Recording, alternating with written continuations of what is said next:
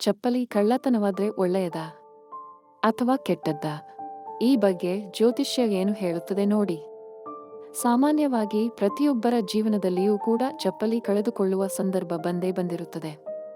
ಕೆಲವೊಮ್ಮೆ ಚಪ್ಪಲಿ ಕಳೆದುಕೊಂಡು ಬರಿಗಾಲಿನಲ್ಲಿ ಬರುವ ಅಥವಾ ಮುಜುಗರಕ್ಕೀಡಾಗುವ ಪ್ರಸಂಗ ಎದುರಾಗಿರುತ್ತದೆ. ಆದರೆ ಇದರ ಹಿಂದೆಯೇ ದೇವರು ಕೊಡುವ ಸೂಚನೆ ಅರಿತರೆ ಅದು ನಿಮಗೆ ಏನು ಸೂಚಿಸುತ್ತದೆ ಎಂದು ತಿಳಿಯಬಹುದು. ದೇವಸ್ಥಾನ ಅಥವಾ ಇನ್ಯಾವುದೇ ಸ್ಥಳದಿಂದ ವ್ಯಕ್ತಿಯ ಚಪ್ಪಲಿ ಕಳ್ಳತನವಾದ್ರೆ ಅಂಥವರಿಗೆ ಶನಿದೇವರ ಆಶೀರ್ವಾದ ಇದೆ ಎಂದರ್ಥ. ವ್ಯಕ್ತಿಯ ಮೇಲೆ ಈಗಾಗಲೇ ಯಾವುದಾದರೂ ದೋಷವಿದ್ದರೂ ಅಥವಾ ದರಿದ್ರ ಕಾಡುತ್ತಿದ್ದರೂ ಸಹ ಶೂಗಳು ಅಥವಾ ಚಪ್ಪಲಿಗಳ ಕಳ್ಳತನದಿಂದಾಗಿ ಅದು ತೊಲಗುತ್ತದೆ ಎನ್ನುತ್ತಾರೆ ಹಿರಿಯರು. ಶನಿವಾರ ಮಂಗಳವಾರ ಚಪ್ಪಲಿ ಕಳ್ಳತನವಾದರೆ ನಿಮ್ಮ ಅಪೂರ್ಣ ಕೆಲಸಗಳು ಪೂರ್ಣಗೊಳ್ಳುತ್ತದೆ ಮತ್ತು ಅದೃಷ್ಟ ಹಿಂಬಾಲಿಸುತ್ತದೆ ಎನ್ನುತ್ತಾರೆ. ಹಾಗೂ ಶನಿದೇವರ ವಿಶೇಷ ಕೃಪೆ ನಿಮ್ಮ ಮೇಲೆ ಇದೆ ಎಂದು ಹೇಳಬಹುದು. ದೇವಸ್ಥಾನದಿಂದ ಚಪ್ಪಲಿ ಕದಿಯುವುದು ಮಂಗಳಕರ ಎಂದು ಅನೇಕರಿಗೆ ಈಗಾಗಲೇ ತಿಳಿದಿದೆ. ಆದ್ದರಿಂದ ಈ ಜನರು ತಮ್ಮ ಚಪ್ಪಲಿಯನ್ನು ದೇವಸ್ಥಾನದ ಹೊರಗೆ ಬಿಡುತ್ತಾರೆ.